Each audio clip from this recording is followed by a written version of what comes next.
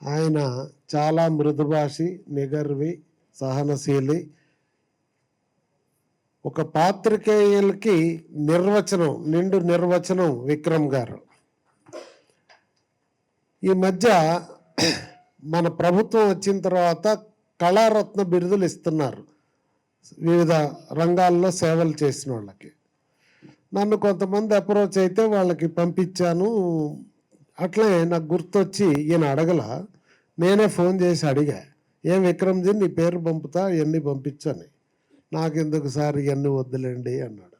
ఎవరన్నా ఈ కాలంలో అంటారా? అది ఆయన యొక్క ఔన్నత్యం. అయితే మొట్టమొదట అన్నగారి 100వ జయంతి స్టార్ట్ అయింది. ఆ సంవత్సరం నేను గమనించి 100వ జయంతి వచ్చింది, అన్నగారి యొక్క ఔన్నత్యానికి సరిపడిన సాహిత్యం లేదు, డిజిటల్ కంటెంట్ లేదు. కనుక అప్పుడు చూస్తే ఏదేదో ఉండేవి, మన విమర్శకులు పెట్టే కంటెంట్ ఉండేది. ఆయన ఔన్నత్యానికి సరిపడినంతగా మనం కంటెంట్ జనరేట్ చేయాలా, దీన్ని భావితరాలకు అందజేయాలా అనే ఆలోచనతో ఈ ప్రయత్నం మొదలైంది. ఎందుకంటే చరిత్ర తెలుసుకోవాల్సినటువంటి అవసరం ఉంది మనందరికీ. చరిత్ర తెలియని వాళ్ళకి భవిష్యత్తు లేదు. మనం తెలుగు జాతి చరిత్ర ఆలోచిస్తే కొంతమందే గుర్తుంటారు, ఎంతోమంది పాలన చేసిన. ఆ కొంతమందిలో శాతవాహన శకం ముందు చెప్పుకుంటాం, తర్వాత కాకతీయుల గురించి చెప్పుకుంటాం. ఆ తర్వాత ప్రజాస్వామ్య చరిత్రలో చూస్తే దాదాపు 19 మంది ముఖ్యమంత్రులు మనకి ఇప్పటి వరకు ఆంధ్రదేశాన్ని పరిపాలించారు. వీళ్లలో ఒక్క ఎన్టీ రామారావు గారు మాత్రమే ప్రజల గుండెల్లో జీవించారు. జీవించటమే కాదు, అటు వ్యక్తిగత రంగం కానీ, సినిమా రంగం కానీ, రాజకీయ రంగంలో కానీ అన్ని రంగాల్లో తనదైన ముద్ర వేశాడు, తనదైన కాంట్రిబ్యూషన్ సమాజానికి చేశాడు. వ్యక్తిగత జీవితంలో ఆయన యొక్క కఠోరమైన శ్రమ, డిసిప్లిన్ ఇది మనకి ఆదర్శం. సినిమా రంగంలో చూస్తే సినిమాలు 1888లో ప్రారంభమైనవి, 137 చరిత్ర ఇది. దాదాపు 250 భాషల్లో సినిమాలు తీశారు. ఇప్పటికీ 2.5 లక్షల మంది హీరోలు ప్రపంచవ్యాప్తంగా వివిధ భాషల్లో నటించుంటారు. కానీ ఎన్టీ రామారావు గారు నటించినన్ని పాత్రలు, అన్ని వైవిధ్యమైన పాత్రలు ఏ ఒక్కళ్ళు నటించలేదు. మీరు విశ్లేషించండి, చూడండి, చర్చించండి.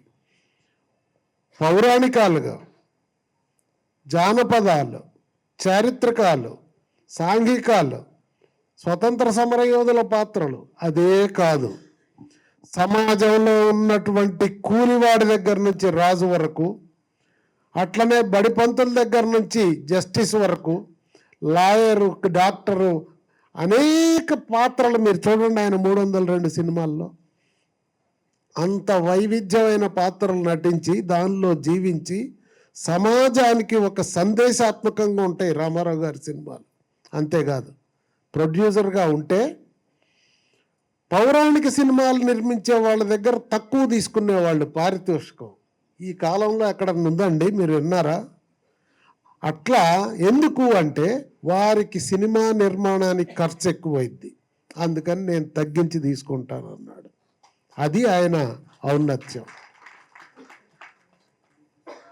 ఆ విధంగా ఆయన సినిమా రంగంలో తనదైన ముద్ర వేసి 1982 ప్రాంతానికి ఆంధ్రదేశంలో పరిపాలన అస్తవ్యస్తంగా ఉంది. ప్రజలందరి సమస్యలు పట్టించుకోవట్లేదు. గ్రూప్ రాజకీయాలు, ఢిల్లీ చుట్టూ ఆంధ్రుడి ఆత్మగౌరవం లేదు, మరి గుర్తింపు లేదు. సాక్షాత్తు ముఖ్యమంత్రిని బేగంపేట ఎయిర్పోర్ట్లో అవమానించడం జరిగింది రాజీవ్ గాంధీ గారి పర్యటనలో. వీటన్నింటినీ దృష్టిలో పెట్టుకొని ఏమిట్రా ఈ దౌర్భాగ్యం మన జాతికి, వీళ్ళందరికీ మనం జాతి యొక్క ఔన్నత్యాన్ని చాటి చెప్పాలనే ఉద్దేశంతో పార్టీ పెట్టాలని నిర్ణయం తీసుకున్నారు. నాకు ఇంత అభిమానించినటువంటి తెలుగు జాతిని నేను ఏదైనా చెయ్యాల వాళ్ళకని. ఎప్పుడు 60 సంవత్సరాల తర్వాత. అప్పటికి ఆయనకి సినిమాలు ఎట్లా నడుస్తున్నాయి మీ అందరికీ తెలుసు. అడవి రాముడు, వేటగాడు, బొబ్బిలి పులి, సర్దార్ పాపారాయుడు, సెకండ్ ఇన్నింగ్స్ అంతా ఆయన కనపడితే చాలు కనక వర్షం, ప్రజలంతా రికార్డులు ఆయనే బద్దలు కొట్టేవాడు. ఇక ఎవరు సాట్లేదు. అలాంటి టైంలో రోజుకి ₹1,00,000 నోట్ చేసుకోండి. 80వ సంవత్సరంలో. ఇప్పుడు రేట్ల ప్రకారం చూసుకోండి ఎన్ని రేట్లు ఇద్దాం.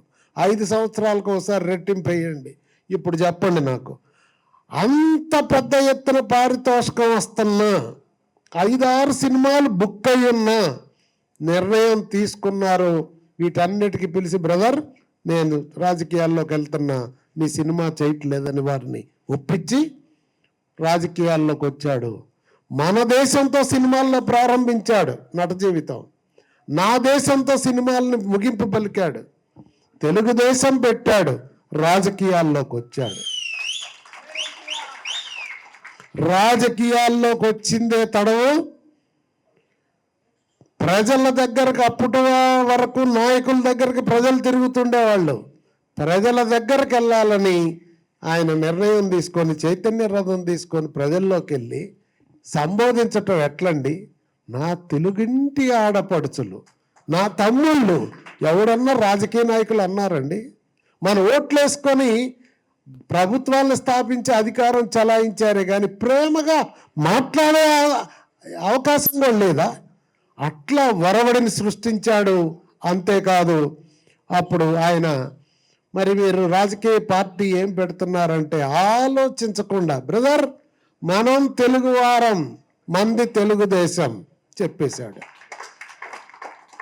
అంతేకాదు, ఇంకో సందర్భంలో విలేకరులు అడిగారు ఆయన్ని, అన్నగారు ఇప్పటికే సోషలిజం, సెక్యులర్, ఇది క్యాపిటలిజం అన్నీ ఉన్నాయి, మరి ఇప్పుడు మీరు వచ్చి మీ ఇజం ఏంటి అని అడిగారు. విలేకరులు పెద్ద ప్రశ్న వేశారు. ఈయన సినిమాల నుంచి వచ్చాడు, ఏం చెప్తారా అని ఆలోచనలో ఉంటే క్షణం ఆలోచించలా. బ్రదర్ మాది హ్యూమనిజం అన్నాడు. మానవతావాదం. మీ సోషలిజమైనా క్యాపిటలిజమైనా ఏ ఇజమైనా మానవుల బాగు కోసమే కదయ్యా, నాది డైరెక్ట్గా మానవతావాదం అన్నాడు. అని వదిలేలా చెప్పిన ప్రతి మాట ఎన్నికలకు ముందు, ఎన్నికలు కాగానే అమలు చేసిన ఏకైక భారతీయ రాజకీయ నాయకుడు ఎన్టీ రామారావు గారు. ఎట్లా అమలు చేశాడు? పేదవాడి ఆకలిని మొట్టమొదట కనుక్కున్నవాడు ఎన్టీ రామారావు గారు. ఆయన కిలో ₹2 బియ్యం పథకం పెడతానంటే ఈయనకి పాలన తెలియదన్నారు, విమర్శలు చేశారు. అప్పుడు ఆయన ఒకటే సమాధానం చెప్పాడు, పేదోడు పస్తుంటే నాకు ముఖ్యమంత్రి పదవి అవసరమా? ఎంత పెద్ద మాట అండి. ఏమిటిది అంటే పేదవాడికి ఆహార భద్రత కల్పిస్తున్నానన్నాడు. ఆనాడు ఆయన ఆహార భద్రత కల్పిస్తే ఇప్పుడు ప్రపంచ దేశాలు ఎక్కడిద్దరు అధినేతలు కలిసినా ఫుడ్ సెక్యూరిటీ అని మొట్టమొదటి మాట మాట్లాడుకుంటున్నారు ఎజెండాలో. అది భారతదేశం అంతా అన్ని రాష్ట్రాల్లో ఇప్పుడు కూడా అమలు చేస్తున్నాం. ఆయన ఆనాడు పట్టిన పథకాలే ఈ రోజుకి భారతదేశ వ్యాప్తంగా అమలు జరుగుతున్నాయి. అవే భారతదేశానికి శరణ్యమైనవి అని నేను తెలియజేస్తా ఉన్నాను. దానికి మీకు ఉదాహరణ చెప్తా. ఆహార భద్రత ఆయన ఆ రోజు 40 ఏళ్ల నాడు ముందు చూపుతో పేదలకు పెడితే ఇప్పటికి అమలు జరుగుతుంది. పేదోడికి ఆ కాలంలో ఏం చేసేవారు? ఇందిరాగాంధీ గారి టైంలో గుడిసెలు వేసేవాళ్ళు. అంటే పేదోడు బిల్డింగ్లో ఉండకూడదండి. ఉన్నోళ్ళు బిల్డింగ్లో ఉంటే వాళ్ళు గుడిసెల్లో ఉండి వానాకాలం తడవాలా, ఎండాకాలం ఫైర్ యాక్సిడెంట్లు అవ్వాలా. ఏమిటి అన్యాయం? అన్నగారు చూశాడు పర్యటనలో. 75,000 కిలోమీటర్లు ఆ చైతన్య రథం ఇప్పుడు రామకృష్ణ బాబు గారి దగ్గర ఉంది. చైతన్య రథంలో ఏసీ లేదు సుమా. ఏసీ లేకుండా మీరు ఓ 10 గంటలు ఒక కారులో మీ ఊరు పోగలుగుతున్నారా? గంట సేపు ఉండలేకపోతున్నాం కారులో. ఏసీ లేదు. నేను ఆ బెడ్ చూసా. వెనక మన దూది పరుపులు ఉండేవి చూడండి.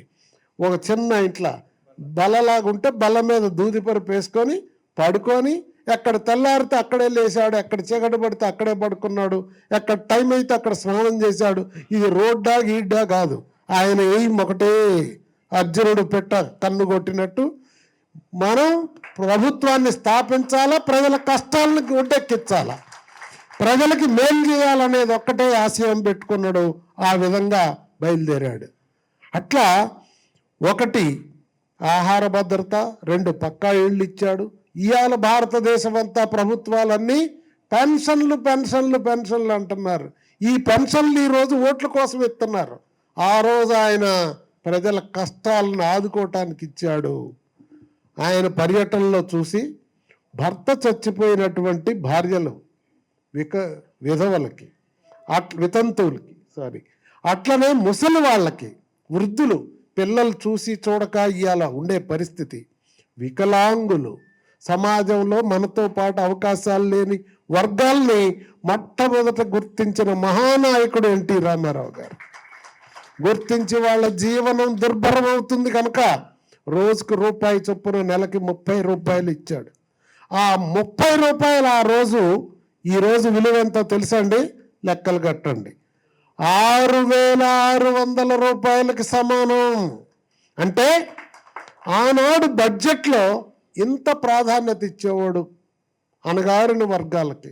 ఈరోజు ఏ ప్రభుత్వాన్ని ఇస్తుందా భారతదేశంలో? మాటలు చెప్తారు, ఓట్లు వేసుకుంటారు, ఏంటి ఫలితం? కానీ నారా చంద్రబాబు నాయుడు గారు ఒక్కరే ఆంధ్రప్రదేశ్లో 4,000 రూపాయలు పెన్షన్ ఇస్తున్నాడు. అన్నగారి అడుగుజాడల్లో నడిచి పేదల్ని ఆదుకుంటున్న ప్రభుత్వం, కూటమి ప్రభుత్వం ఆంధ్రప్రదేశ్లో ఇప్పుడుంది. ఎన్ని ఆర్థిక ఇబ్బందులు ఉన్న రాష్ట్రంలో గత పాలన వలన ఖజానా దివాల్ తీసిన మొక్క ఓని పట్టుదలతో కూటమి ప్రభుత్వం పనిచేస్తుంది.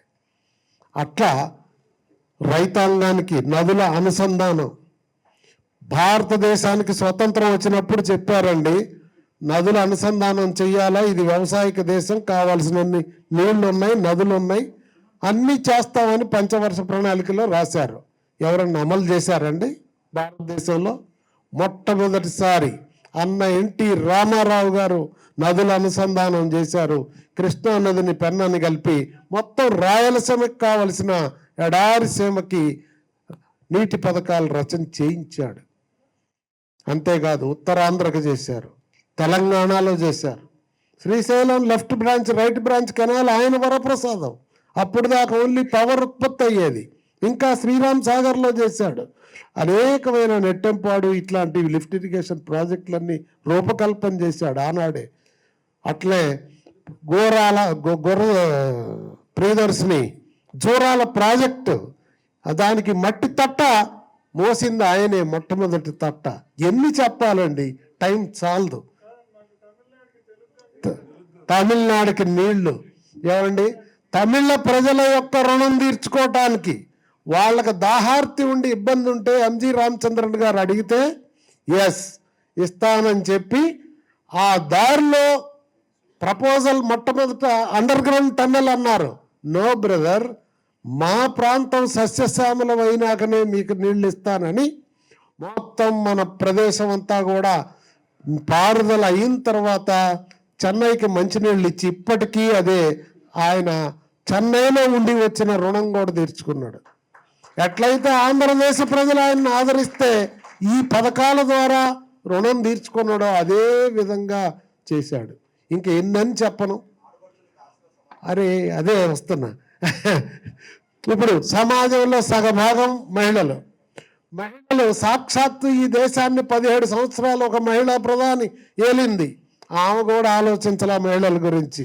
కానీ రామారావు గారు 40 ఏళ్ల నాడు మహిళలకు ఆస్తిలో సగం వాటా ఇచ్చాడు, తండ్రి ఆస్తిలో. ఇవ్వటమే కాదు, అమలు చేసి చూపించాడు. ఇది అమలు చేయటానికి ముందే ఆయన వారి ఇంట్లో నేను మొట్టమొదట మన శత జయంతికి ఆహ్వానించటానికి ఎన్టీఆర్ గారి తొలితరం సంతానం అందరూ ఇన్వైట్ చేయటానికి వెళ్తే నేను రామకృష్ణ బాబు గారు మోహన్ కృష్ణ గారి ఇంటికి వెళ్ళాం. అప్పటికి ఆయన ఇంకా అక్కడే ఉన్నాడు, మెహదీపట్నంలో. అక్కడ 5 ఇళ్ళు ఉండేవి.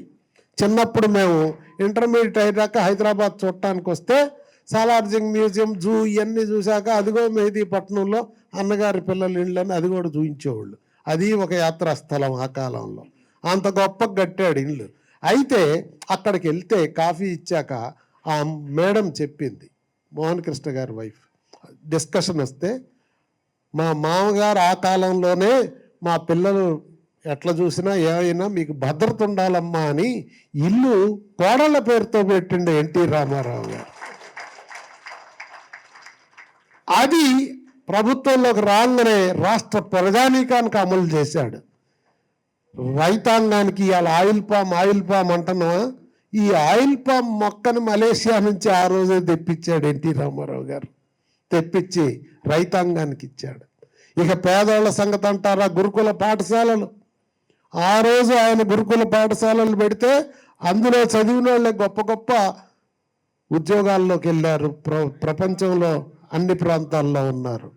ఇలా అనేకమైన పాలన సంస్కరణలు, మాండలిక రాజ్యాంగ విధానం. అసలు తెలంగాణకు స్వతంత్రం ఆగస్టు 15 రాలా, సెప్టెంబర్ 17 అన్నగారు పటేల్ పట్వారీ వ్యవస్థని రద్దు చేసిన తర్వాతనే నిజమైన పేదోడికి నిజమైన స్వతంత్రం వచ్చింది. అప్పుడు దాకా వీళ్ళ కబంధ హస్తాల్లో నలిగిపోయేవాళ్ళు. ఇది చేసేటప్పుడు చెప్పారు ఆయనకు సలహా, ఆయన బావగారు మున్సూబు గారు.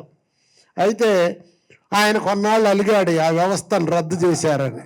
రద్దు చేసినా ప్రజల కోసం చేశాము, మనం వ్యక్తిగతంగా కాదు అని ఆ రోజు అందరు చెప్పారు. అయ్యా, గ్రామాన ఉంటాళ్ళు, వీళ్ళు వేళ్ళూరుకొని ఉన్నారు బ్రిటిష్ వాళ్ళ టైం నుంచి, నువ్వు దీని జోలికి పోతే అధికారం దెబ్బతింటారు మీరు అని చెప్తే, బ్రదర్, మన అధికారం ముఖ్యం కాదు, ప్రజలకు స్వేచ్ఛ ముఖ్యం, పర్వాలేదు, నమ్మిన దాన్ని అమలు చేశాడు ఎన్టీ రామారావు గారు. కనుక ఆ విధంగా ఆయన ఆ రోజు అంబేద్కర్ విధానాలు మీరు ఇప్పుడు విశ్లేషణ చేయండి, చూడండి. పూలే గారి విధానాలు రెండింటినీ అమలు చేసిన మహానాయకుడు ఎన్టీ రామారావు గారు. భారతదేశంలో ఏ ఇతర రాజకీయ పార్టీ చెయ్యలేదు, ఏ నాయకుడు ఫాలో కాలేదు. ఆయన ఉన్నది 7 ఏళ్ళు ముఖ్యమంత్రిగా ఉన్నాడు, 14 ఏళ్ళు పార్టీ అధ్యక్షులుగా ఉన్నాడు. 7 ఏళ్లలో 2 జన్మలకు సరిపోను రాజకీయాలకి పునాదేశాడు, ప్రజలకి పథకాలు ఇచ్చాడు. 33 సంవత్సరాల సినిమా జీవితంలో ప్రపంచ నటుల్లో మేటిగా చేశాడు. ఏమని చెప్పాలా? ఎట్లా ఇట్లాంటి చరిత్ర ఉంటే మన నాయకుడికి దీన్ని భావితరాలకు అందజేయాల్సిన అవసరం మన మీద ఉంది. ఆ విధంగా ఆలోచించి సెంటినరీ సందర్భంలో మొదలుపెట్టి నేను రోజు ఒక ఔన్నత్యాన్ని సోషల్ మీడియాలో పెట్టేవాడిని, ఆయన చేసిన మంచి పనులు. అంతా అయిన తర్వాత విక్రమ్ గారికి ఫోన్ చేసి ఏం పేరు పెడదామని అడిగా. మహాపురుషుని మైలురాళ్ళు ఎట్లుంటుంది అన్నాడు. మళ్ళా 4 మిత్రులను అడిగా, బ్రహ్మాండంగా ఉందన్నారు. అప్పుడు ఆ పేరుతో స్టార్ట్ అయితే అది నేను బాబు గారితో ఒంగోలు మహానాడులో రిలీజ్ చేయించాక ఆయన ఫోన్ చేశాడు, మీరు హైదరాబాద్ వస్తే కలుస్తాను, నేను అన్నగారి భావజాలం రాయటంలో నాకు బాగా ఆసక్తి ఉంది. ఒకప్పుడు రాస్తే పల్లకి పత్రికలో వారు నన్ను ఆపారు ఇన్ఫ్లుయెన్స్ చేసి, నువ్వెవరు రాయటానికని, ఇప్పుడు కలం తీస్తానండి అన్నాడు. రా, వచ్చి రాద్దాం మనం అని మొదలుపెట్టాము. ఇక ఆ తర్వాత మా మిత్రులంతా ఇక్కడ ఉన్నారు. మిత్రులంతా కూడా వివిధ రంగాల్లో నిష్ణాతులు, ఈ మెంబర్స్ అంతా. వీళ్ళందరినీ పెట్టుకొని ఒక 20 మంది టీము, మేము వారానికి ఒకసారి కలుస్తాం. ఆ విధంగా ఇప్పటి వరకు ఆయన సేవలో తరించిపోతా ఉన్నాం. మా అందరికీ ఆనందంగా ఉంది, తృప్తి. జీవితంలో అన్ని పనుల కంటే ఇది తృప్తిని ఎక్కువ ఇస్తుంది. కనుక అందులో భాగంగా డిజిటల్ మీడియాలో అన్న ఎన్టీఆర్ యూట్యూబ్ ఛానల్ కూడా పెట్టాం. తర్వాత చెప్పారు, ఏవండి మీరు చేసినటువంటి ఇదన్నీ కూడా వివిధ ఛానల్స్లో పోతున్నాయి, లక్షల మంది చూస్తున్నారు, మీరు ఒక ఛానల్ పెడితే ఆయన సమాచారం అంతా ఒక దగ్గరే ఉంటే బాగుంటుంది అని మాకు సలహా ఇచ్చారు. ఇస్తే అప్పుడు అన్న యూట్యూబ్ ఛానల్ పెట్టా. ఛానల్ ఏర్పాటు చేయమని ఈ నిర్వాహకులకు చెప్తే, ఇప్పుడు ఎందుకండి అన్నగారి ఛానల్, మీరెందుకు అది ఎత్తుకుంటారు, ఎవరు చూస్తారు సార్ అన్నాడు. అరే బాబు, చూడటానికి కాదయ్యా, అంతా సమాచారం ఒక దాట పెట్టాలని చేస్తున్నాం అన్న. వన్స్ ఛానల్ మొదలు పెడితే అరే రే రే రే రే రే వరదలాగా జనం చూస్తున్నారు, కోటాను కోట్ల మంది చూసేటట్టు పరిస్థితి వచ్చింది. మీరు ఒక్కసారి వెనక్కి తీయండి. అన్నగారి సెంటనరీకి ముందు యూట్యూబ్ ఛానల్స్లో ఎక్కడైనా అన్నగారి సమాచారం ఉందా? అన్నగారి సెంటనరీ తర్వాత అన్న ఎన్టీఆర్ యూట్యూబ్ ఛానల్ తర్వాత ఇప్పుడు ప్రతి ఛానల్ అన్నగారి ఔన్నత్యాన్ని ఇంటర్వ్యూ చేస్తున్నారు సమాజంలో వాళ్ళని. తద్వారా మన పర్పస్ నెరవేరింది. ఎందుకైతే మనం ఈ కార్యక్రమం చేశామో ఇప్పుడు అన్నగారు అజరామరంగా ఇప్పటికీ మీరు అసలు యూట్యూబ్ తీయండి, వేరే ఎవరిది ఉండదు, అన్నగారిది రోజు కనపడుతున్నాయి, ఆనందిస్తుంటాం. అట్లా ఆ మహానుభావుడికి చరిత్రలో తగిన పాత్ర ఉండాలి. ఆయన్ని భావితరాలు గుర్తుంచుకునే విధంగా వారి భావజాలాన్ని అందజేయటం కోసం ఇప్పుడు మొన్న ఎప్పుడైతే ఇందిరాగాంధీ గారు ఆయన్ని అప్రజాస్వామికంగా పదవి నుంచి దించేస్తే తిరగబడిన బెబ్బులిలా ఆయన పోరాటం మొదలుపెట్టారు.